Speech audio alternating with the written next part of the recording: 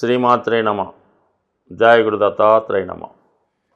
ఈ వీడియోలో మనం మిథున రాశి వారికి ఏప్రిల్ 16వ తారీఖు నుంచి 25వ తారీఖు మధ్యలో జరగబోయే పక్ష ఫలితాలు పరిశీలిద్దాం. ఈ పక్షంలోనే మిథున రాశి వారికి లాభస్థానంలోకి రవిగ్రహ సంచారం మొదలైంది. 11వ స్థానంలోకి సూర్యభగవానుడు ప్రవేశంతో ఒక నెల రోజుల పాటు మన మిథున రాశి వారికి ఏ విషయంలో కూడా పట్టిందల్లా బంగారం అవుతుంది. అంటే వాళ్ళ మాటకి తిరుగుండదు.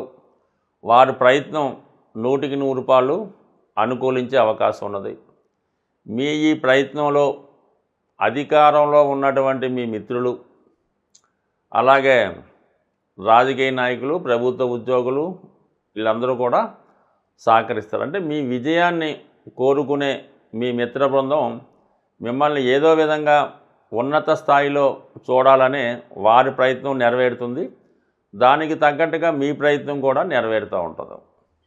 ఎప్పుడైనా ఒక జాతకం అంటే వారు జన్మించినప్పుడు వారి జీవితంలో పైకి రాగలరు అని చెప్పాలంటే ఆ జాతకంలో సూర్యభగవానుడు బలంగా ఉండాలి. అది 11వ స్థానంలో ఉండాలి. అప్పుడు మాత్రమే ఆ జాతకం రాణించగలదు. అంటే మిగతా గ్రహాలు ఎటు ఉన్నా రవి అనుగ్రహం ఉంటే అన్ని గ్రహాలు అనుకూలించవలసిందే. అటువంటి రవి ప్రస్తుతం ఉచ్చస్థానంలో ఉండగా 11వ స్థానంలో ఉండడం జరిగింది. దీనివల్ల ఏంటంటే హై లెవెల్లో అంటే ఇంచుమించు సెంట్రల్ గవర్నమెంట్ లెవెల్లో మీ యొక్క ప్రయత్నాలు నెరవేరుతాయి. ఇక మీ యొక్క సంతానం యొక్క అభివృద్ధి మీకు ఆనందాన్ని కలిగిస్తుంది. వృత్తిలో ప్రమోషన్ వస్తుంది. నూతన ఉద్యోగ ప్రయత్నాలు ఫలిస్తాయి. సో ఏదైనా ఈ మంత్లో ఆరోగ్యం గురించి శ్రద్ధ తీసుకున్నా, అభివృద్ధి గురించి ప్రయత్నించినా 100% మీకు ఎస్ అన్నమాటే వస్తుంది తప్ప నో అన్నది మాత్రం ఉండదు. ఇంక దాని తర్వాత ధనస్థానంలో అంటే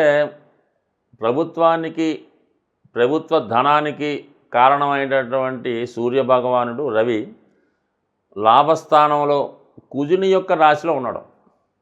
అంటే ఆటోమేటిక్గా ఏముంది, ఆ కుజుడు కూడా మనకి మేలు చేయాలి. అటువంటి కుజుడు ఎక్కడున్నాడు? ధనస్థానంలో ఉన్నాడు.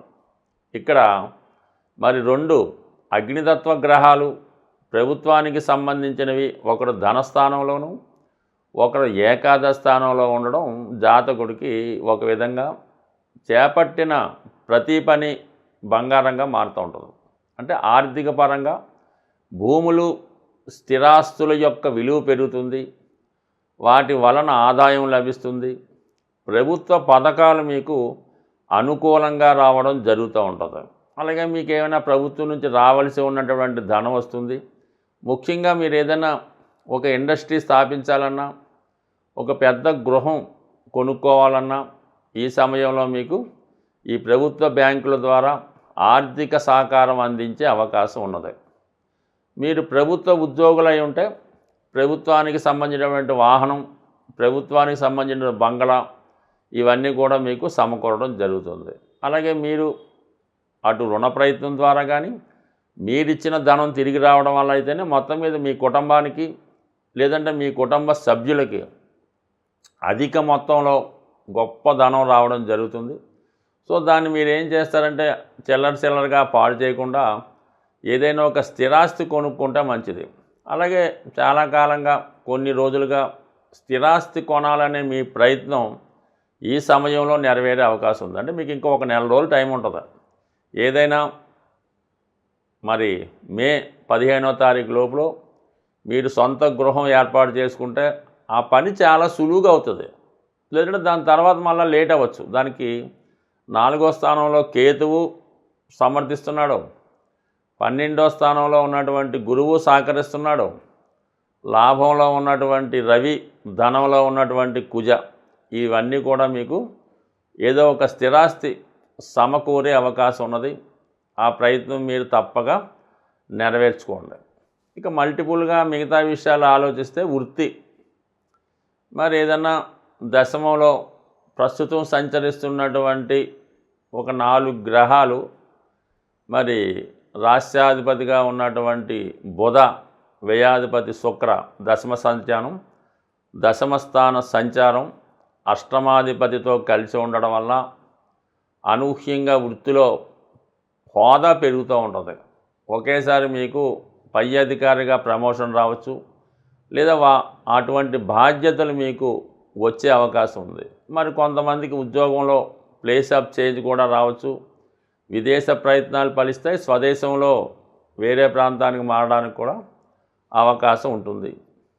ఇక మీరు ఈ సమయంలో మీ యొక్క వృత్తిని మార్చడానికి కూడా అనుకూలత ఏర్పడుతుంది. మీరు ఏదైనా వ్యాపారంలో ఉండి ఉద్యోగంలోకి మారచ్చు, ఉద్యోగంలో ఉన్నవాళ్ళు వ్యాపారంలోకి మారచ్చు. అంటే సాధారణంగా వ్యాపారంలో ఉన్నవాడు ఉద్యోగంలోకి వెళ్ళడానికి ఇష్టపడ్డం, ఉద్యోగంలో ఉన్నవాడే వ్యాపారంలోకి వెళ్తాడు. అయితే ఈ మిథున రాశి వారికి పెట్టుబడి పెట్టే వ్యాపారాలు కలిసి రావు.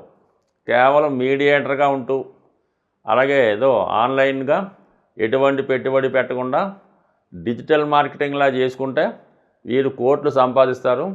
పెట్టుబడి పెడితే మాత్రం మొత్తం నష్టపోవాల్సి ఉంటుంది. సాధారణంగా గ్రహాలు మారినప్పుడు వాటి ప్రభావం ప్రతి ఒక్కరి మీద మంచి చెడు కూడా రావడం జరుగుతూ ఉంటుంది. కేవలం ఇప్పుడు మనకి శని ప్రభావం ఏలినాటి శని అన్నది ఏదో ఏలినాటి శని 3 రాశుల మీద ఉంటుంది అనుకుంటారు. బట్ కానీ ఇంచుమించుగా 12 రాశుల్లో 9 రాశుల మీద ఈ ఏలినాటి శని ప్రభావం అన్నది కనబడుతూ ఉంటుంది. కేవలం 3 రాశుల వారికి మాత్రమే శని ఫేవర్గా ఉండడం జరుగుతూ ఉంటుంది. మరి ఆ కారణం వల్ల ఇంచుమించుగా శని పెడుతున్నటువంటి ఇబ్బందుల నుంచి తప్పించుకోవాలన్నా, శని ఇచ్చినటువంటి మంచి ఫలితాలు మనం పొందాలన్నా కంపల్సరిగా శనికి మనం శాంతి చేయించుకోవాల్సి ఉంటుంది. అంటే శనికి శాంతి చేయించుకోవడం అంటే జపాలు చేయించడం, ఈ దానాలు చేయడం, దానివల్ల ఏమీ కూడా ప్రయోజనం అయితే ఉండదు. మీరు శని యొక్క మంచి ప్రవర్తన, మంచి ఫలితాలు పొందాలన్నా, వారు పెట్టిన కష్టాల నుంచి తప్పించుకోవాలన్నా ముందు మీరు ఇతరుల మీద ఆధారపడకుండా ప్రతి పని అంటే సొంత పనులు లాంటివి మీకు మీరే స్వయంగా చేసుకోవలసి ఉంటుంది. అలాగే ఏదైనా దగ్గరగా ఉన్నప్పుడు వాహనాలు అవి ఉపయోగించకుండా నడక మార్గం ద్వారా మీరు పనులు చేసుకోవడం, పొద్దున్నే వాకింగు ఎక్సర్సైజు చేయడం, దాని తర్వాత ముఖ్యంగా ఎటువంటి బలహీనతలకి లొంగకుండా ఉండడం. నెక్స్ట్ టైము వ్యసనాలకి దూరంగా ఉండాలి. పెద్దల్ని వృద్ధుల్ని గౌరవించడం మంచిది. బయటవారు ఎక్కడన్నా మనకు అనవసరం. మీ కుటుంబంలో ఎవరైనా వృద్ధులైన వారు అంటే వారు పనులు వారు చేసుకోలేకుండా ఉన్నవాళ్ళు ఎవరైనా ఉంటే వారికి మీరు ఏదో రకంగా సహాయం చేయడం మంచిది. అంటే వాళ్ళ మనస్తత్వం ఒక చిన్నపిల్లవాడు మనస్తత్వంలా ఉంటుంది కాబట్టి వారికి సమయానికి ఆహారం అందించడం, వాళ్ళకి ఏమైనా బిస్కెట్లో ఏదో కావాల్సినవి మంచినీళ్ళు దగ్గరగా ఉంచడం, సమయానికి మందులు దగ్గరుండి వేయించడం. పెద్దగా పూర్వంలాగా మీరేమి సేవలు చేసి అక్కర్లేదు. వాళ్ళని సావధానంగా పరామర్శించి మంచి మాటలతో వాళ్ళని సంతోషపెట్టిన శని భగవానుడి యొక్క అనుగ్రహం కలుగుతుంది. ఇంకా అవకాశం ఉన్న వాళ్ళు ఏం చేయాలంటే మన వృద్ధులకి రోగులకి మందులు పంచిపెట్టడం. ఇప్పుడు చాలా ఉన్నాయిగా అనాథ శరణాలయాలు, వృద్ధాశ్రమాలు, ఓల్డ్ ఏజ్ హోములు. గతంలో హైదరాబాద్లో ఎక్కడో ఒకటి ఉండేది. ఇప్పుడు ప్రతి కాలనీలో అంటే ఇంచుమించుగా ప్రతి ఒక్క ఏరియాలో ఈ ఓల్డ్ ఏజ్ హోమ్ అన్నది పెట్టడం జరుగుతూ ఉంది. ఇప్పుడు బిల్డింగ్లు పెద్దగా కట్టి అనాథ శరణాలయానికో లేదంటే ఓల్డ్ ఏజ్ హోమ్కి అద్దె ఇవ్వడానికి చాలా బ్రహ్మాండంగా నడుస్తున్నాయి. అందువల్ల అటువంటి వృద్ధాశ్రమానికి వెళ్ళి వాళ్ళకి మెడిసిన్స్ అవసరమైనటువంటి మందులు ఇవ్వడం వల్ల మనకి కూడా అంటే ఏదన్నా ఏ గ్రహమన్నా అనుకూలిస్తుంది కాబట్టి ఆ సేవాభావంతో ఉండండి.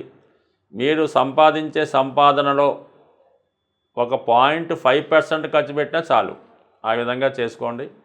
అయితే మీరు ఈ రాశి ఫలాలు విన్నంత మాత్రం చేతో లేదా ఏదైనా మంచి జ్యోతిష్కుడి దగ్గర జాతకం చెప్పించుకుంటేనో మీ జీవితం అయితే ఎట్టి పరిస్థితుల్లో మారదు.